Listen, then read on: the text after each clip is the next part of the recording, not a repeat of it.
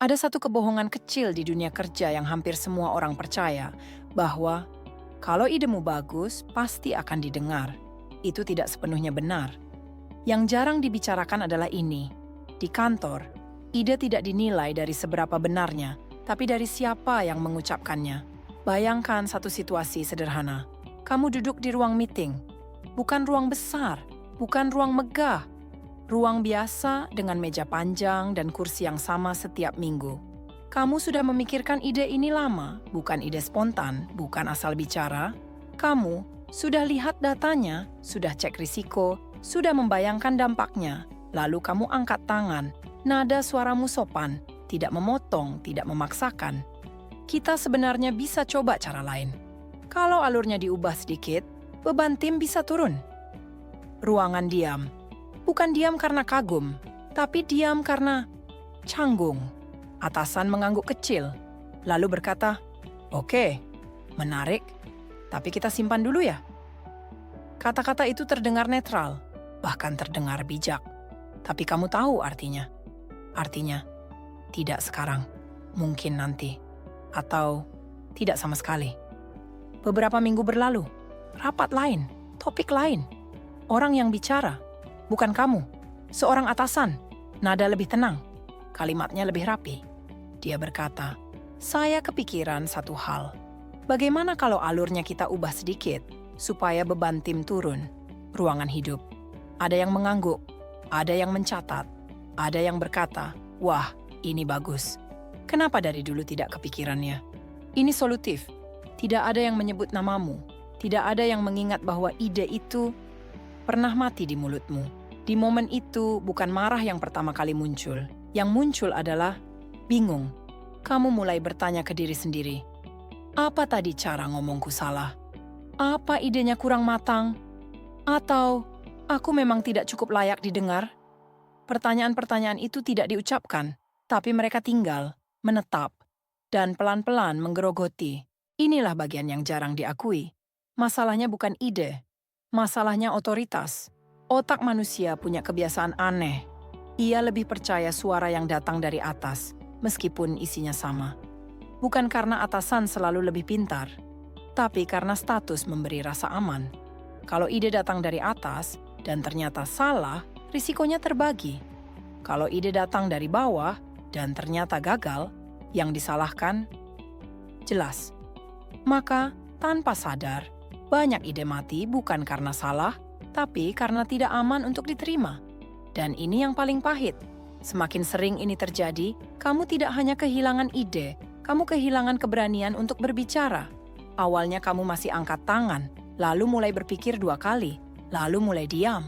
Bukan karena kamu tidak punya ide, tapi karena kamu belajar satu hal, berbicara tidak selalu berarti didengar.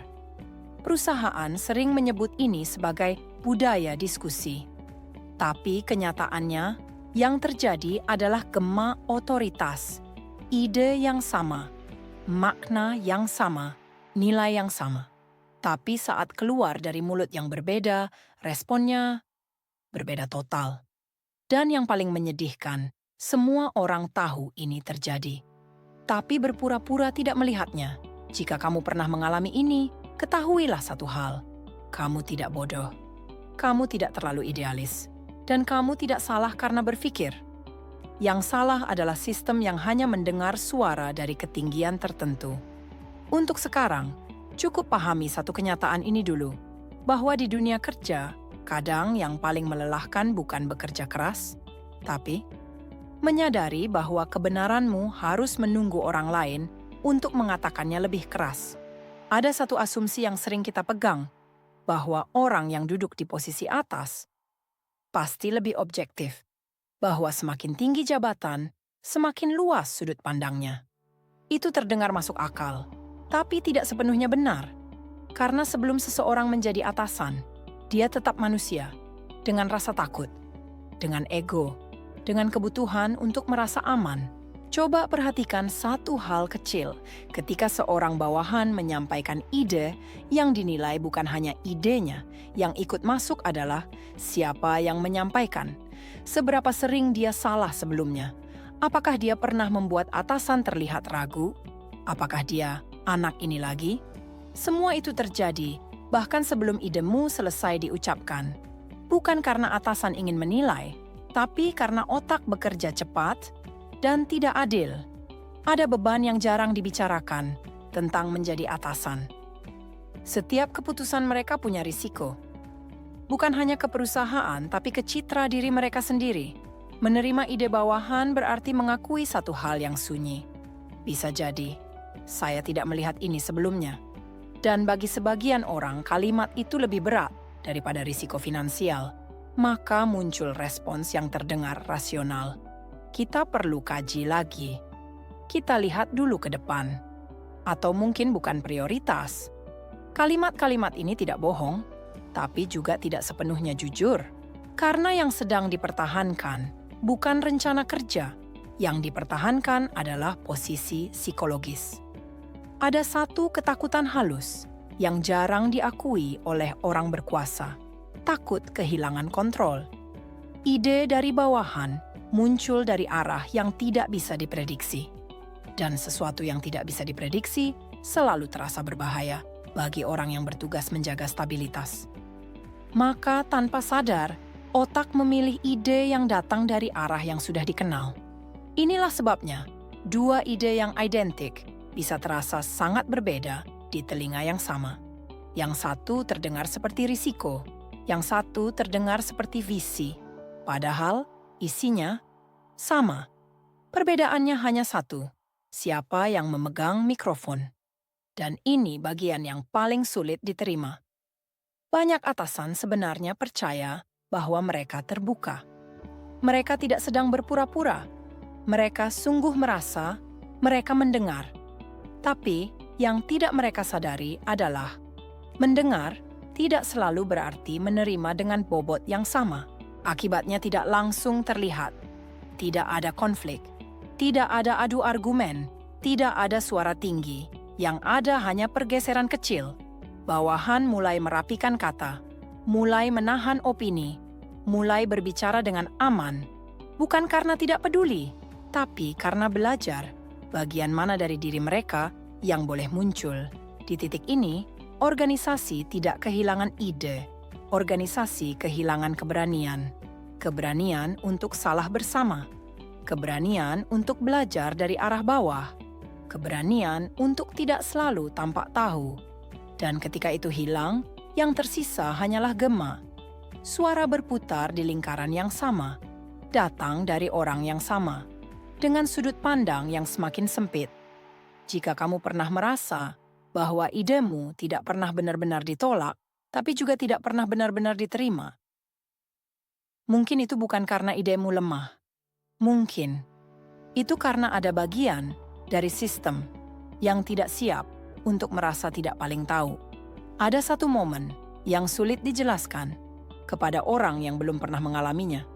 Bukan momen ketika idemu ditolak, bukan juga ketika kamu dikritik, tapi momen ketika idemu berjalan tanpa kamu. Awalnya tidak terasa seperti pengkhianatan. Kamu hanya mendengar kalimat familiar di ruangan yang berbeda. Struktur idenya sama, arah pikirannya sama. Bahkan contoh yang dipakai mirip. Tapi kali ini, tidak ada keraguan, tidak ada penundaan. Yang ada hanya persetujuan cepat dan langkah lanjut. Kamu duduk diam, tidak bicara. Bukan karena tidak ingin, tapi karena kamu tidak tahu harus bicara sebagai apa. Kalau kamu bilang, aku pernah menyampaikan ini, risikonya jelas. Kamu bisa dianggap defensif, tidak bisa kerja tim, haus pengakuan, dan di kantor mencari pengakuan sering dianggap lebih buruk daripada mencuri ide. Maka kamu memilih diam, dan disitulah konflik sebenarnya dimulai. Bukan konflik dengan orang lain, tapi dengan dirimu sendiri. Kamu mulai bertanya, kalau idenya sama, kenapa responnya beda? Kalau memang berguna, kenapa dulu tidak dipakai? Kalau aku tidak disebut, apakah kontribusiku pernah ada? Pertanyaan-pertanyaan itu tidak mencari jawaban. Mereka mencari tempat untuk tinggal. Ada rasa aneh yang muncul, campuran antara bangga dan kosong. Bangga karena idemu hidup, kosong karena kamu tidak ikut hidup di dalamnya. Seolah idemu naik panggung, sementara kamu tetap di belakang layar, tanpa tiket, tanpa nama. Di titik ini, banyak orang mulai berubah. Bukan menjadi jahat, tapi menjadi berhitung. Mulai menyimpan catatan, mulai memilih kata, mulai berpikir, siapa yang harus menyampaikan ini supaya didengar? Dan tanpa sadar, kita berhenti menjadi pencipta dan mulai menjadi penyunting dari ide kita sendiri. Yang jarang dibicarakan adalah dampak jangka panjangnya. Bukan pada karier, tapi pada identitas. Kamu mulai ragu apakah nilai dirimu ada di pemikiranmu atau hanya di posisimu. Kamu mulai memisahkan antara apa yang kamu pikirkan dan apa yang layak kamu ucapkan. Dan itu melelahkan. Ada organisasi yang menyebut ini kolaborasi. Tapi kolaborasi tanpa pengakuan perlahan berubah menjadi eksploitasi emosional. Bukan karena orang-orangnya jahat, tapi karena sistem tidak pernah belajar untuk berhenti dan bertanya, dari mana ide ini pertama kali datang? Yang tersisa hanyalah kebiasaan. Ide mengalir ke atas, nama menghilang di tengah jalan, dan orang-orang di bawah belajar satu pelajaran pahit. Berpikir itu berharga, tapi diakui itu mahal. Jika kamu pernah mengalami ini dan memilih diam demi bertahan, itu bukan kelemahan. Itu tanda kamu sedang hidup di sistem yang meminta kontribusi tanpa benar-benar siap memberi tempat. Ada titik dalam dunia kerja di mana seseorang berhenti bertanya, "Kenapa ini terjadi?" dan mulai bertanya, "Bagaimana aku bertahan tanpa kehilangan diriku sepenuhnya?" Bagian ini tidak nyaman karena tidak berbicara tentang idealisme, tapi tentang penyesuaian. Kenyataannya sederhana, meskipun pahit. Sistem jarang berubah karena satu orang jujur. Yang berubah adalah orangnya, bukan karena menyerah, tapi karena ingin tetap waras. Banyak orang pintar akhirnya belajar satu keterampilan baru. Bukan teknis, bukan strategis, melainkan membaca arah angin. Mereka belajar kapan bicara, kapan diam, dan yang paling sulit, kepada siapa ide itu harus diserahkan. Bukan untuk dimiliki, tapi untuk diloloskan. Ada kalimat yang sering terdengar begini, "Ini ide kamu kan?" Jawabannya sering tidak lagi sederhana, karena idemu sudah berpindah tangan, sudah berubah nada, sudah dibungkus bahasa lain. Dan kamu tahu, kalau kamu bersikeras membawa namamu sendiri, idemu mungkin tidak sampai kemana-mana. Maka kamu memilih jalan tengah yang sunyi. Sebagian orang menyebut ini politik, sebagian menyebutnya manipulasi. Tapi bagi banyak karyawan, ini hanyalah mekanisme bertahan. Bukan untuk naik jabatan, tapi untuk menjaga agar pemikiran mereka tidak terus mati di tempat.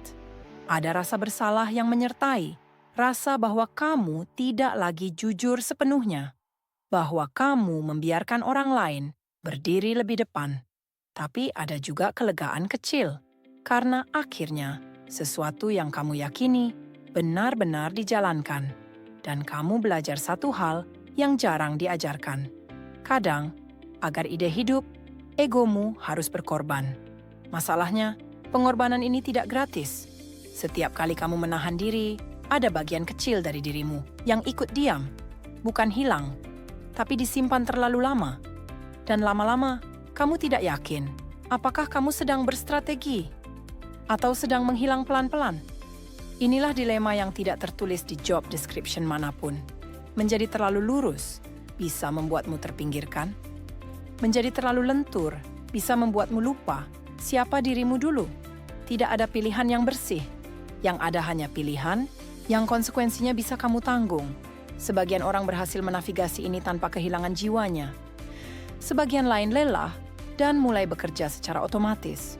Bukan karena malas, tapi karena sudah terlalu sering berpikir, tanpa pernah benar-benar diakui.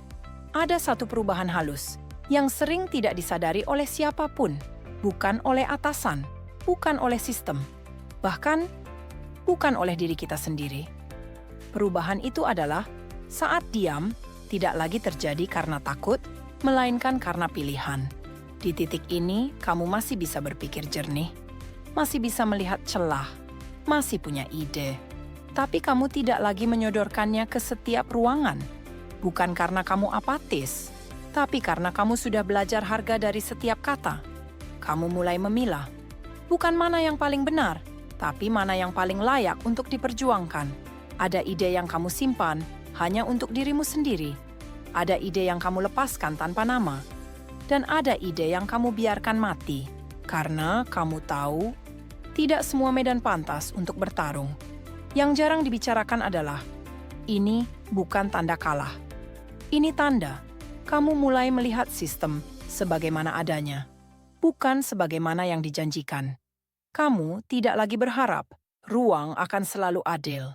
Kamu hanya memastikan dirimu tidak terus terkikis oleh harapan yang salah tempat. Disinilah banyak orang berhenti berkembang tanpa terlihat.